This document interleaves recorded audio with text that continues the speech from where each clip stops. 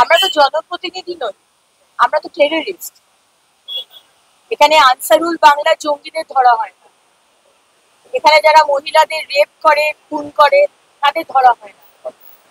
কিন্তু জনপ্রতিনিধি, বিজেপির জনপ্রতিনিধি, আমরা যদি বাংলার মানুষের হয়ে কথা বলি যে কেন বিরোধী দলনেতাকে সাসপেন্ড করলেন, উত্তর দিন অধ্যক্ষ মহোদয়।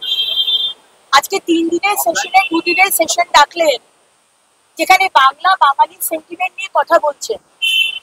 দরকার ছিল না, এটা এমন কোনো ইম্পর্টেন্ট ইস্যু নয়। আসল ইস্যু হচ্ছে আপনি রোহিঙ্গা আর বাংলাদেশি ইনফিল্ট্রেটরদের প্রোটেক্ট করতে চাইছেন। আপনি বাঙালি বাংলা সেন্টিমেন্টের সামনে রেখে দেখাতে চাইছেন।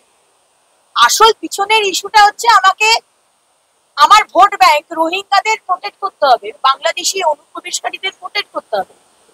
আমরা প্রতিবাদ করেছি, আমাদের চ্যাংদোলা করে ম্যান হ্যান্ডেল করে বের করে দেওয়া হয়েছে। 2 দিন আগে আমাদের বিরোধী দলনেতাকে সাসপেন্ড করেছে। আজকে আমাদের চিফ হুইপ শঙ্কর ঘোষকে অত্যন্ত খারাপ ভাবে ম্যান হ্যান্ডেল করে তাকে সাসপেন্ড করা হয়েছে। তিনি হাসপাতালে ভর্তি। বঙ্কিম ঘোষ, তার বুকে 2টো স্টেন বসা আছে, অত্যন্ত অসুস্থ। মিহির গোস্বামী, পায়ে অত্যন্ত খারাপ অবস্থা, স্ক্রু বসানো আছে, সাসপেন্ডেড। আমি অসুস্থ, আমি সাসপেন্ডেড। অশোক ডিন্ডা সাসপেন্ডেড। কিন্তু সাসপেন্ড করে তো আমাদের মুখ বন্ধ করতে পারবেন না মুখ্যমন্ত্রী। আমার 30 মিনিট সময় আপনি কথা বলতে দিলেন না, মাইক বন্ধ করে দিলেন, কারণ আপনি সরকার। আপনারও 30 মিনিট সময় ছিল, কিন্তু আপনি 2 ঘন্টা 30 মিনিট কথা বললেন। কারণ এখানে তো সমানভাবে অধিকার ভাগ করা হয়। একভাবে লিস্ট এলো, লিস্টে মমতা ব্যানার্জির আগে আমার নাম। হঠাৎ করে আমি যখন ঢুকলাম, আমি জানি মমতা ব্যানার্জির আগে আমার নাম, আমার বক্তব্য। অধ্যক্ষ মহোদয় বললেন আপনার নাম তো ডাকা হয়ে গেছে, আপনাকে তো আর সুযোগ দেওয়া হবে না। কিভাবে বিধানসভা চলছে? আমরা টেররিস্ট, আমরা খুনি, আমরা মার্ডারার, আমরা বোধহয় জনপ্রতিনিধি নই, আমরা বোধহয় টেররিস্ট। সেই কারণে আমাদের সাথে এইরকম ব্যবহার করে। খুব অত্যন্ত চিপ, খুব নিম্নমানের মানসিকতার পরিচয় আবার করে মুখ্যমন্ত্রী দিলেন। এক তো পশ্চিমবঙ্গ বিধানসভা খুব বিরল এক বিধানসভা, যেখানে সাধারণ মানুষ জানতেই পারে না ভিতরে কি হয়। প্রত্যেকটা রাজ্যের বিধানসভায় লাইভ স্ট্রিমিং হয়, পার্লামেন্টে লাইভ স্ট্রিমিং হয়, কিন্তু আমাদের বিধানসভায় দেখানো হয় না যে আমরা জনপ্রতিনিধি, আমরা আমাদের মানুষের ভোটে দিতে এসেছি। ভেতরে আমরা কি প্রতিবাদ করছি, কি কাজ করছি জানতে দেওয়া হয় না। এবং আজকে যখন লাইভ স্ট্রিমিং হলো, যখন অগ্নিমিত্রা পাল বক্তব্য রাখছে, তখন অগ্নিমিত্রা পালকে দেখানো হলো না, অধ্যক্ষ মহোদয়কে দেখানো হলো। এটা প্রথমবার নয়, এটা আগেও হয়েছে। খুব শীত মানসিকতা, এটার প্রমাণ মুখ্যমন্ত্রী মমতা বন্দ্যোপাধ্যায় এবং অধ্যক্ষ মহোদয়। আমরা তো আলোচনা করতে চাই, যদিও এটা আলোচনা করার বিষয় নয়, কারণ আমার সমস্ত হিন্দু, মুসলমান, বাঙালি ভাইরা, তারা বাইরে যারা রয়েছে তারা আসতে চাইছে না। তারা বলছে আমরা ভালো আছি বাইরে, আমরা 30,000 40,000 টাকার মাইনে চাকরি করছি, আমরা এখানে 200 টাকা পার ডে রোজে কাজ করতে পারবো না, পেট চালাতে পারবো না, আমাদের শ্রমশ্রী দেবেন না, আমরা আসবো না। সুতরাং আপনি রাজনীতি করছেন মমতা ব্যানার্জি, বাংলা বাঙালি সেন্টিমেন্ট নিয়ে রাজনীতি করবেন না। কারণ বাংলার মানুষ বুঝে গেছে যে বাংলা বাঙালি সেন্টিমেন্ট বলে কিছু নেই, বাংলাকে শেষ করে দিয়েছেন আপনি। আপনার মেন বিষয় হচ্ছে রোহিঙ্গা, আপনার ভোট ব্যাংক, অনুপ্রবেশকারী আপনার ভোট ব্যাংক, তাকে সাপোর্ট করা, তাকে প্রোটেক্ট করা। সেই জন্য আপনি এসআইআর এর বিরোধিতা করছেন।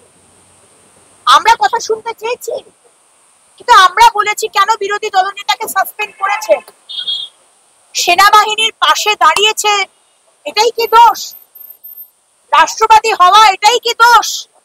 তাহলে 1000 বার এই দোষ করব, 1000 বার সাসপেন্ড হব, 1000 বার ভারত মায়ের সন্তান সেনাবাহিনীর পাশে দাঁড়াবে প্রত্যেকটা বিজেপির বিধায়ক, প্রত্যেকটি বিজেপির বিধায়ক এবং শুভেন্দু অধিকারী এবং বাংলার মানুষ। আমাদের স্লোগানগুলোকেই নিজের মতো করে উনি বলছেন, আজকে উনি যেটা করলেন খারাপ লাগছিল।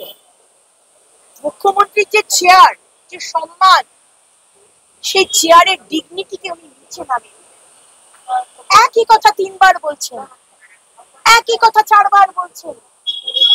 কখনো কখনো মনে হচ্ছিল যে তার আশেপাশে যারা থাকে তারা কি বোঝায় না যে মাননীয় এইভাবে কথা বলবেন না, ডিগনিটি রেখে কথা বলুন।